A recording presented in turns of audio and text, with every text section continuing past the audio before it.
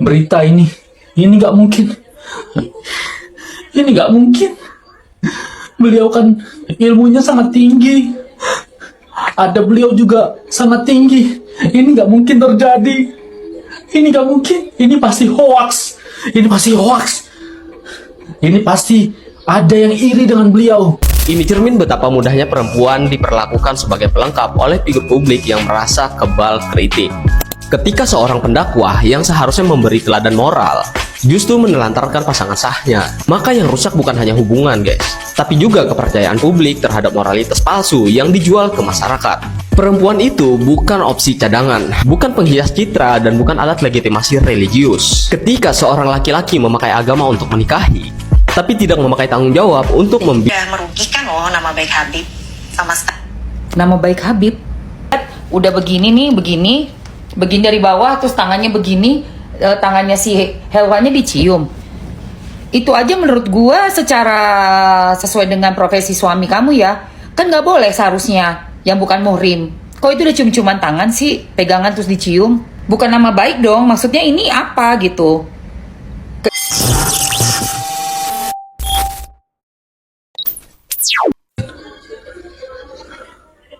Berita ini nggak mungkin. Ini nggak mungkin. Beliau kan ilmunya sangat tinggi. Ada beliau juga sangat tinggi. Ini nggak mungkin terjadi. Ini nggak mungkin. Ini pasti hoax. Ini pasti hoax. Ini pasti ada yang iri dengan beliau karena keilmuannya sangat tinggi dan adabnya sangat tinggi. Ini nggak mungkin terjadi. Ini nggak mungkin. Astaghfirullah Rabbal baroya, astaghfirullah minna khotoya. Kisah Helwa Bahdim ini bukti nyata, gelar agama nggak menjamin moral, dan perempuan bukan cadangan buat siapapun. Berhubung gua ikutan geram ya baca soal Helwa Bahdim ini, mari kita bahas. Kasus Helwa Bahdim ini bukan sekedar cerita rumah tangga. Ini cermin betapa mudahnya perempuan diperlakukan sebagai pelengkap oleh figur publik yang merasa kebal kritik. Ketika seorang pendakwah yang seharusnya memberi teladan moral justru menelantarkan pasangan sahnya, maka yang rusak bukan hanya hubungan, guys, tapi juga kepercayaan publik terhadap moralitas palsu yang dijual ke masyarakat. Perempuan itu bukan opsi cadangan, bukan penghias citra, dan bukan alat legitimasi religius. Ketika seorang laki-laki memakai agama untuk menikahi, tapi tidak memakai tanggung jawab untuk membimbing dan hadir, itu bukan rumah tangga, itu penyalahgunaan status. Lebih parah lagi, ketika anak sampai tumbuh tanpa figur ayah yang bertanggung jawab, maka ini bukan lagi soal pribadi, tapi soal kegagalan moral seorang tokoh publik. Masyarakat harus berhenti memuja figur yang hidupnya sendiri jauh dari nilai yang mereka khotbahkan. Helwa ini berbicara bukan hanya untuk dirinya, tapi untuk seluruh perempuan yang disuruh sabar sementara haknya diinjak-injak. Dan sudah saatnya publik membuka mata, label Habib atau Ustadz tidak boleh jadi tameng kebal kritik. Apalagi ketika ada manusia yang tersakiti di baliknya. Deket juga nggak terlalu dekat gitu. Tadi pertanyaan kakak apa? Satu. Ya. Fadlun dan Helwa gitu. Kalau urusan pembagian waktu gini loh kak. Faktanya ya kak, si orang itu menjenguk Helwa kalau ketika dia lagi merajuk sama yang pertama, gitu loh kak, sama yang pertama gitu. Nah kalau misalnya faktanya gini ya teman-teman, dia diazanin, anaknya itu diazanin, itu benar, itu fakta banget anaknya diazanin, dan menurut aku itu bukan sesuatu yang untuk dihebohkan gitu loh, karena ngazanin anak dalam Islam itu kewajiban seorang bapak, kewajiban seorang suami gitu loh kak. Tapi kalau urusan yang kayak dijenguk gitu, ya dia ngejenguk Hello kalau lagi merajuk doang, lagi merajuk sama yang pertama, what else gitu loh. Itu sih. Tapi kamu kan diperlakuannya kayak gimana? Maaf aku nggak bisa cerita di sini, itu biar lawyer kita aja yang cerita gitu loh, karena kayak bukan ranah aku aja gitu. Karena kalau untuk aku ceritain yang masalah dia diperlakukan, Saya sakit hati dong, karena saya dilantari sama saya. Saya pernah dikasih nafkah, itu pun gak per bulan. Kak, saya pengen masuk inti ke permasalahannya. Kata menurut Helwa, Habib tidak membiayai hidup mereka. Kata kakak di sini membawa bukti. Iya, ada boleh, bukti. silakan Boleh. kak, mungkin bisa dipaparkan. Walaupun kan selalu orang bilang ya jangan inilah per bulannya dong katanya kan seperti itu. Oke. Nah di sini kan Habib ini kan bukan cuma via transfer dok, via cash juga dan lebih seringnya via cash. Jadi mungkin kita tidak tahu bakal ada kejadian seperti ini, ya bisa aja mungkin kita fotoin pas antar uang gitu kan. Tapi kan ini kan kita Oh, agak aneh juga ya kalau kasih istri di foto ya. makanya jadi lebih banyak ke cash gitu. Oke, tapi kan kalau cash juga kan kita nggak bisa ngomong juga kan, karena nggak ada, kita bukti transfer dulu aja, kita lihat ya. Hairiah Itu ibunya. Al-Katiri ini ibunya. Ini pada tanggal 9 bulan 1 juta. Itu random sih dok. Dok lihat aja tanggalnya. Ini Helwa Putri ya, dana ya 500.000. Ini Helwa Putri 1 juta juga virtual account. Ini Hairiah Al-Katiri Ibunya. bulan 12 5 juta. 5 juta. Dan ini BRI 1 juta tanggal 11. Oh, ini ada lagi. Oke, terima kasih. 2 juta. Wah. Oh, oke. Maksudnya ini ada foto makanan tuh karena dia bilang kan nggak ada makanan sama sekali ya. Jadi ya dia kan sudah kirim tuh, ini lagi makan. Posisinya di rumahnya. Oke. Mereka mau pergi kemanapun juga, mobil selalu ada standby. Oh, ada mobil di situ. Mobilnya apa? Pajero. Pajero Sport. Iya, Oke, dan kamu tinggal di sana? tinggal di situ. Nah, bagaimana keseharian di rumah? Apakah memang seperti yang diceritakan Helwa? Mereka itu sebenarnya dok di lantai 2, saya di bawah. Jadi keseharian itu mereka cuma main HP, tidur. Yang beres-beres di bawah itu saya, cuci piring segala macem. Nah, waktu masak baru mamanya turun. Habis itu udah mateng, baru dianterin ke atas. Kalau jarang turun, jarang turun. Oke. Kehidupannya emang sesusah itu kah? Sesusah itu memang. Maksudnya kan kalau dari ceritanya kan beliau sampai makan katanya sampai pakai teh manis. Itu sebenarnya kulkas itu selalu full dok, dengan bahan-bahan masakan atau segala macamnya. Cuma karena mereka aja, kan mereka bilang juga tuh, kalau mereka itu udah biasa makan nasi sama teh, malas aja mereka masak sebenarnya. Oh, kulkasnya full, Selalu tapi full. mereka malas masak dan mereka makan nasi pakai teh. Iya, Tapi sebenarnya kulkasnya full. Tuh, terkadang nih, isi kulkas dikeluarin dulu, dia foto, baru kirim ke Habib. Ini makanan udah habis, gini. Padahal baru 3 hari yang lalu Habib kirim. Oke. Kamu bisa pertanggungjawabkan keterangan itu ya? Iya. Oke.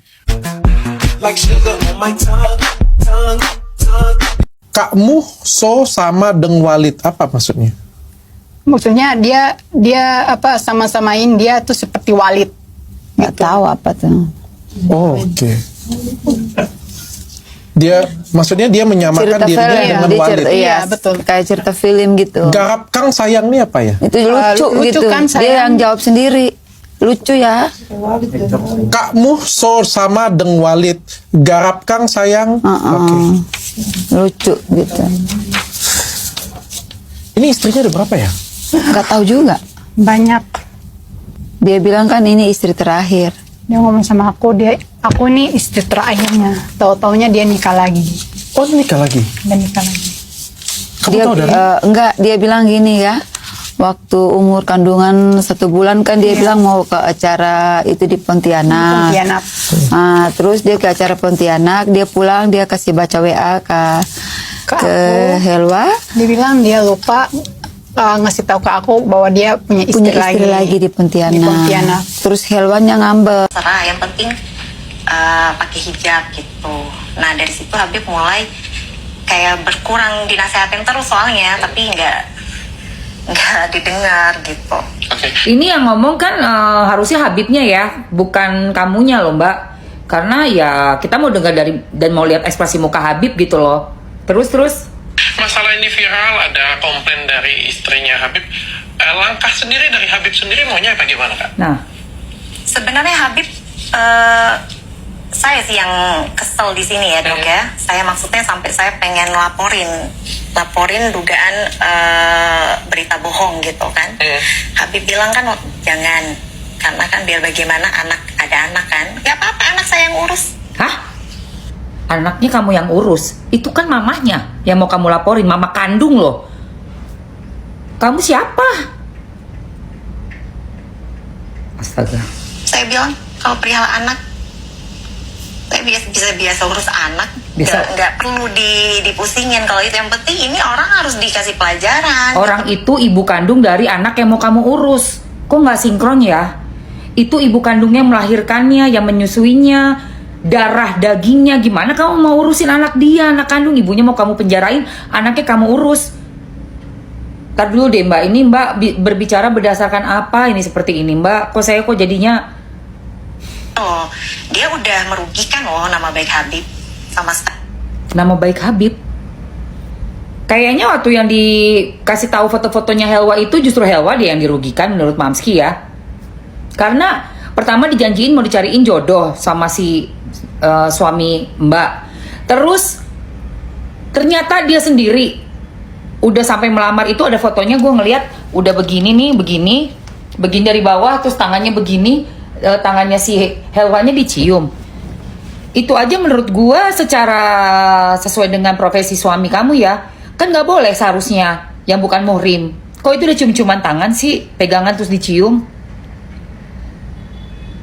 Ketemuan lagi bukan muhrimnya, samping-sampingan lagi ada fotonya. Bukan nama baik dong, maksudnya ini apa gitu. Dan kebohongan apa yang si Helwa katakan, yang ngomong bicara fotonya kok Mbak. Fotonya semua berbicara. Sampai hamilnya ada fotonya, USG-nya ada, semuanya ada. Dan transferannya saya lihat Mbak kasih tahu cuma 3 transferan. 5, 5, 2. Itu pun jarak waktunya beberapa bulan. Ya Allah, mau berapa? Bisa buat hidup berapa orang itu? Bayi perlu biaya banyak banget ya, popok segala macam. Helwanya sendiri buat pemulihan jahitannya, pemulihan dia untuk mental, fisik dan semuanya. Ibunya juga yang menjaga di rumah itu.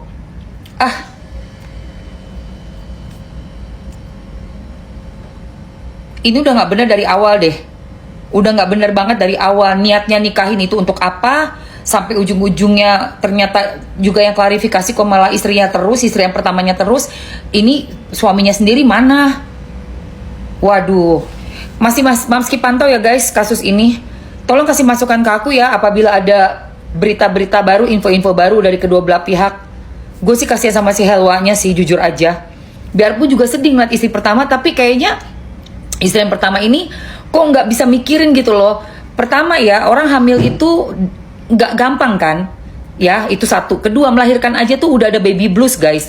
Hormonnya udah lagi yang naik, turun, drop. Kayak apaan tahu. Terus juga dari foto-fotonya Helwa, sorry gue lebih percaya si Helwa sih. Oke, terima kasih ya buat yang udah nonton sampai akhir.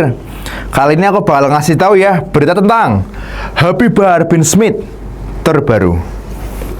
Nama Habib Bahar bin Smith selama ini dikenal publik sebagai pendakwah yang lantang, tegas, bahkan kerap dianggap memiliki karakter keras ketika berbicara di depan jamaah.